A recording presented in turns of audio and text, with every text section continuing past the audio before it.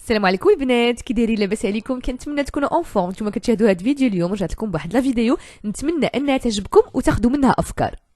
واسمحوا لي بزاف البنات تعطلت عليكم في هذه الايام ديال رمضان، هذه مده ما نزلت لكمش فيديو، وشكرا بزاف للاخوات اللي سولوا عليا سواء على الانستغرام او في التعاليق.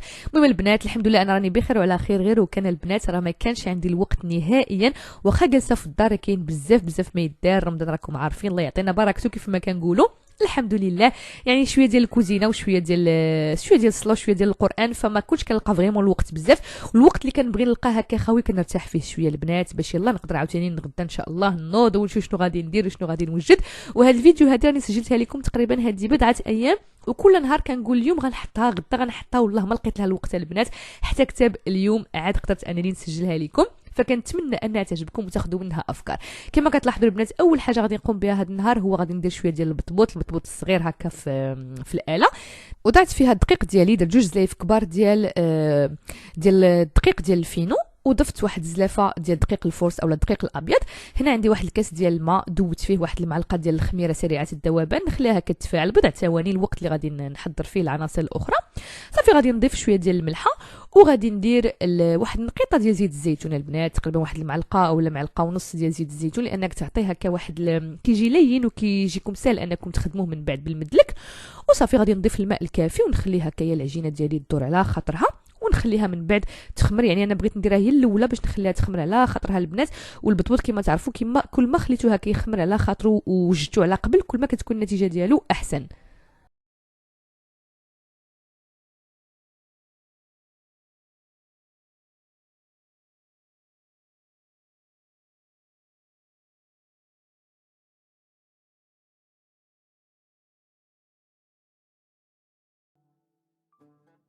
صافي البنات، هنا العجينه ديالي دلكات مزيان، غادي نخليها على جنب، غنغطيها بالورق اولا بالبلاستيك الغذائي، ونخليها هكا تقريبا واحد الساعه اولا ساعه ونصف، تنشوف شنو غادي ندير انا على خاطري. عاد نرجع ليها، وهكذا هي غادي تخمر على خاطرها ويتضاعف الحجم ديالها.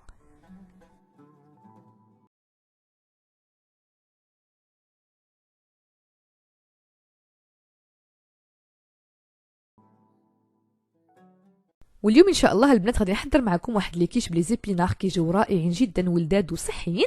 هنا عندي واحد الكميه اللي رقدتها في الماء المملح والخل، خليتها كترقد تقريبا واحد الوقت، ومن بعد غيرت ليها الماء ورقدتها مره اخرى. عاد من بعد غادي نشفها وغادي نوريكم كيفاش غادي نستعملها. ولي زيبينار البنات كما كتعرفوا فيهم بزاف ديال الفوائد اللي مهمه بزاف لجسم الانسان، سواء لينا حنا الكبار او الدراري الصغار.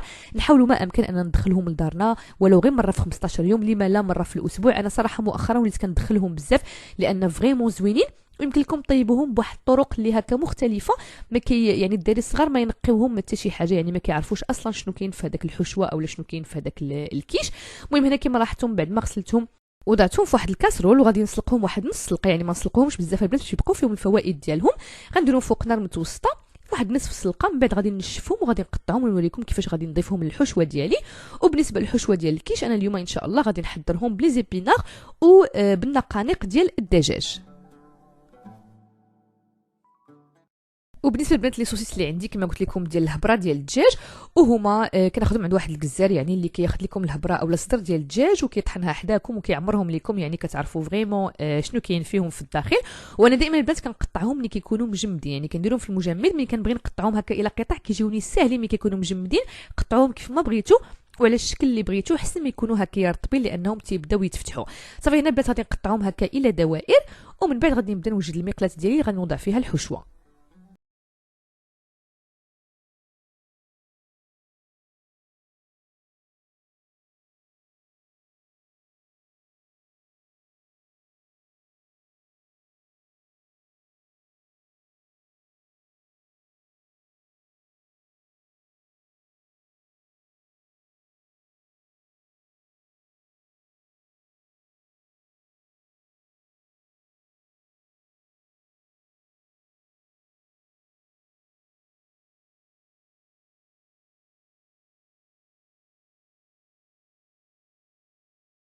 من بعد ما قطعت العناصر ديالي الان فوق نار متوسطه غنوضع واحد المقلاة، غندير فيها واحد الكميه ديال ملعقتين كبيرتين من زيت الزيتون، وغنشحر مزيان البنات البصله مع لي سوسيس ديالي، وغادي نضيف التوابل اللي غندير معلقه ديال الفلفل الاحمر، الفلفل الاسود، شويه ديال الفلفل عفوا شويه ديال الكمون وشويه ديال الملحه. صافي ونحرك هاد العناصر كامله مع بعضها حتى تجانس وتتبل مزيان بالاقامه.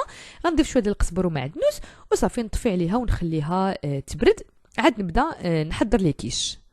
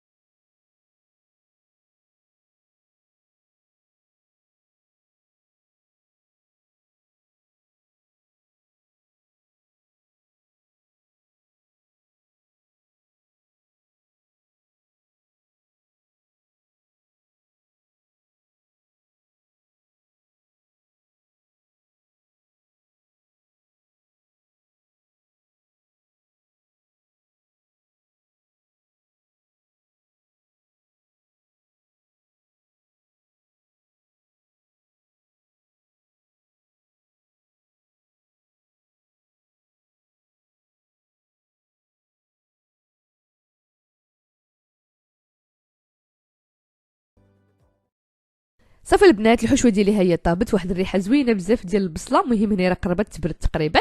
لي زيبيناغ حيدتهم من فوق النار، نشفتهم، غادي نقطعهم الى قطع. وعندي تما الصلصه اللي غنرافق بها الكيش ديالي، غنستعمل هنا شويه ديال الجبن المفروم. عندي هنا واحد الجبن صالح للدهن، يمكن لكم تستعملوا اي واحد سواء هذا او كيري او جبلي او المكعبات او عفوا المثلثات. جوج ديال البيضات، وعندي الحليب غيبقى على حساب القياس ديالي. المهم هنا اول حاجه غادي نقطع مزيان لي زيبيناغ البنات، نتوما كيبقى لكم الاختيار، يمكن لكم تقطعوهم هكا الى قطع صغيره اولا تخليهم على شكل وريقات، كيبقى لكم الاختيار. انا كنفضل نقطعهم لان ولادي كيبقاو يقلبوا كما قلت لكم، فبهذه الطريقه ما كيعرفوش شنو كاين في الداخل، ما كيبان لهم حتى شي حاجه. صافي من بعد غادي نضيف هذا الشيء كامل الحشوه ديالي، وغنضيف عليهم كذلك الجبن.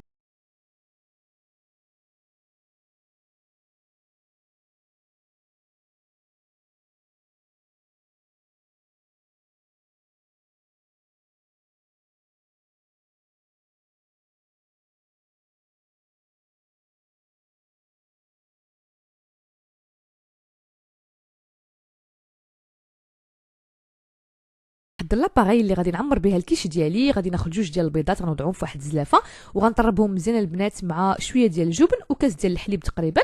غنضيف شويه ديال الملحه والفلفل الاسود والقزبر ومعدنوس، كيبقى لكم الاختيار، يمكن لكم ديروه اولا ما ديروش.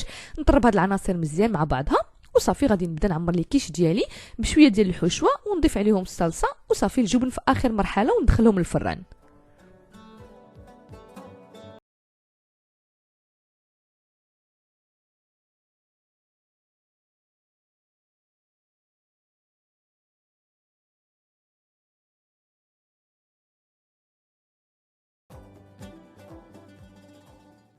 صافي البنات العناصر عندي كلها واجده. بالنسبه لهاد القوالب ديال الكيش فهادو انا ما حضرتهمش البنات، كانوا عندي في المجمد، انا كومونديتهم من عند واحد السيده اللي كنعرفها. هما ماشي عجينه، ماشي لا بات بريزي، وانما سي لا بات فويتي، يعني كيجيو رطبين بزاف البنات وزوينين. كل خصم عندها واحد الكميه لا باس بها، وخليتها هكا لرمضان. قلت غادي نخليها في المجمد نحتاجها مره الا ما كانش عندي الوقت اولا ما بغيتش يعني نضيع الوقت بزاف. صافي هنا غادي نبدا نعمر الحشوه ديالي، وغادي نضيف هذاك الصلصه والجبن، وغندخلهم للفران البنات يطيبوا تقريبا. الفران انا ما كندخلهمش يعني مباشره، كنخليه تقريبا حتى كيقرب واحد ساعه الا ربع اولا نصف ساعه على الاذان ديال المغرب، عاد كندخل اي حاجه عندي للفران باش البنات تاخذوها وهي سخونه، ما كنبغيش نعاود نسخن من بعد.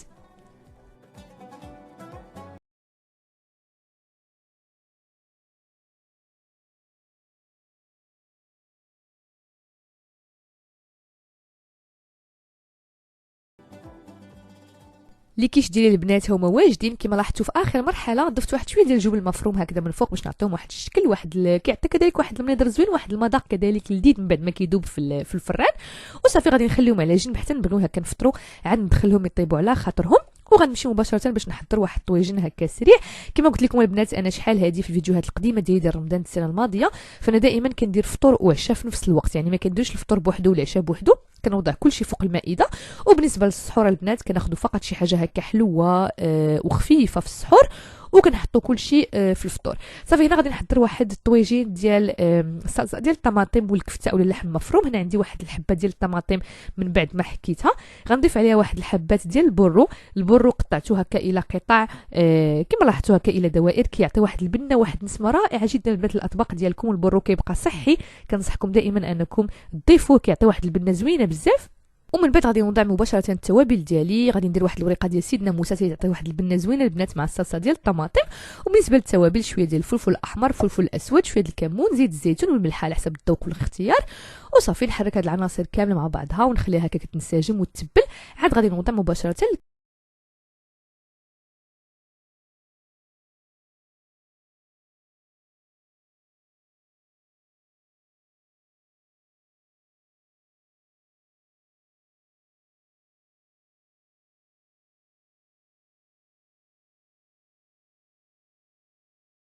فوق نار مهيله. والان غادي نمشي مباشره باش نحضر البطبوط ديالي. خليته كيخمر على خاطرو كما لاحظتوا، درت شي حوايج عاد رجعت ليه دابا. صافي هنايا غادي نسرحو فوق سطح العمل ونبدا هكا ندير الدويرات اولا الدوائر ديال البطبوط. وصراحه كينفعنا بزاف هكا في رمضان تمي كيكونوا داري فاطرين في النهار، كنعمروا ليهم سواء في الفطور اولا في الغداء اولا في الكوتي. المهم كيصلح لبزاف ديال الحوايج، حتى حنا بعض المرات كناخذوه هكا في السحور. المهم هنايا غادي نصايب البطبوط ونرجع لكم من بعد.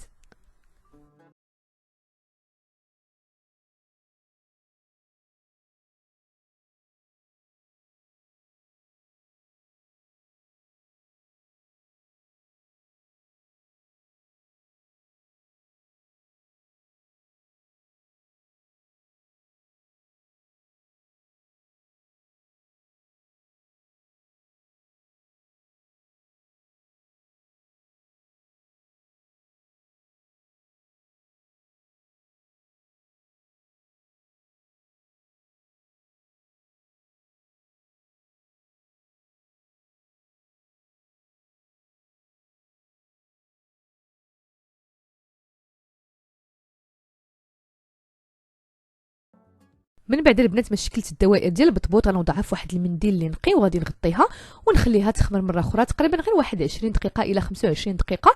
ونبدا نطيبهم مباشره، يعني ماريش نخليهم يرتاحوا بزاف. وفي هذه الاثناء غادي نمشي ونشوف شنو غادي نحضر بسرعه.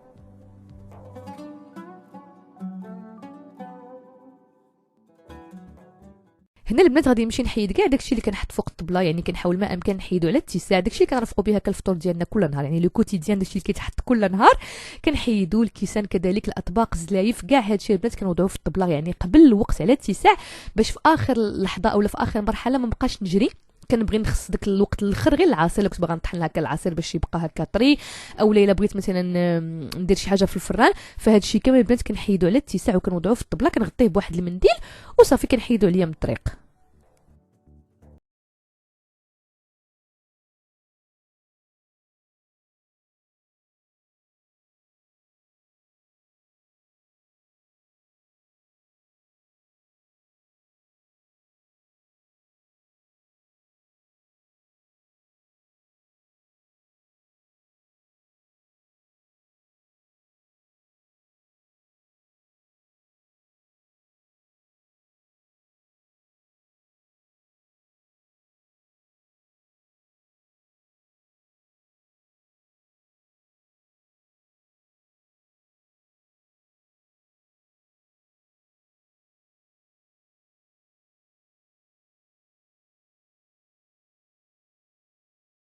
نحضر الحشوه اللي غادي ندير في البطبوط. كندير واحد السلطه بارده كتجي رائعه جدا البنات ولذيذه، كنصحكم فريمون انكم تجربوها.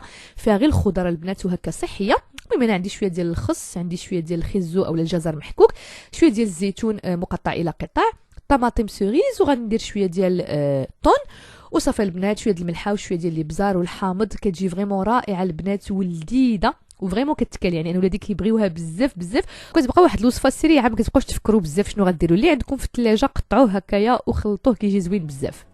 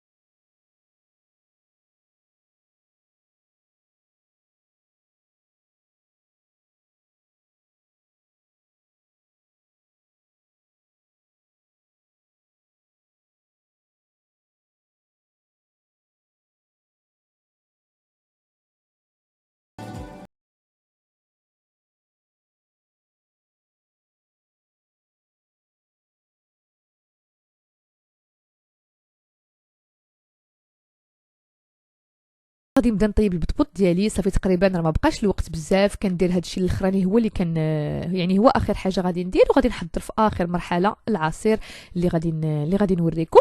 صافي هنا المقله ديالي بدات كتسخن، غنوضع البغرير وغادي عفوا ماشي البغرير، غنوضع البطبوط وغادي نبدا نقلبو هكايا بسرعه. وصافي من بعد ما غيوجد غادي نعمرو بالحشوه اللي حضرت.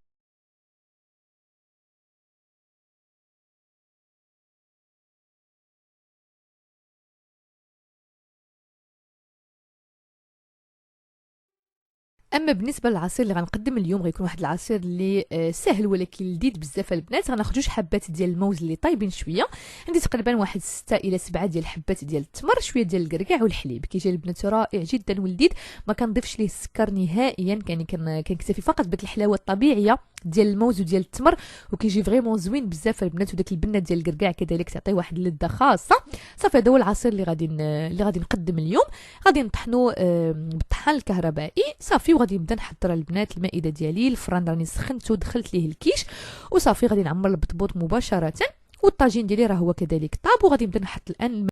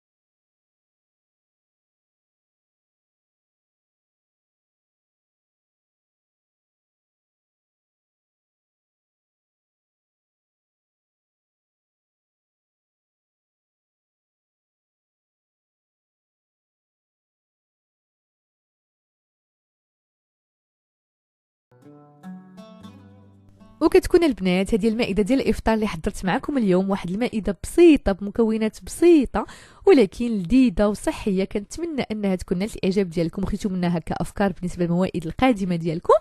وطبيعه الحال الحيره المغربيه اللي اساسيه في كل مائده. صراحه انا الحيره كنديرها ماشي يعني كل نهار، يعني هذه كانت عندي من البارح فعاودت سخنتها، ولكن عاده فانا كنوع، مره كندير هكا حساء ديال الخضار او البلبوله على حساب. وبطبيعه الحال الشاي المغربي اللي هو اساسي في كل مائده مغربيه. الطويجين البنات جا رائع جدا ولذيذ ومنسم بديك الوريقه ديال سيدنا موسى والصلصه ديال الطماطم. لي كيش كذلك جاو رائعين، كنصحكم فريمون انكم تجربوهم بلي زيبينار، كيجيو زوينين بزاف. ويمكن لكم تعوضوا هذوك لي النقانق ديال الدجاج بقطع ديال الدجاج اولا بالكفته، كيجيو كذلك زوينين. البطبوط جا رائع البنات وهشيش، وديك السلطه بارده كتكون هكا منعشه. وصافي هادشي اللي كاين. كنتمنى البنات الفيديو ديال اليوم تكون نالت الاعجاب ديالكم. الا كنتوا اول مره كتشوفوني اليوم ما تنساوش انكم تشتركوا في القناه وتضغطوا على الجرس باش توصلوا دائما بالجديد. لي لايك ديالكم ولي كومونتير دائما تفرحوني وكيدعموني. كنضرب لكم موعد قريبا جدا، فكره جديده مونتاجيه. نقول لكم الى اللقاء.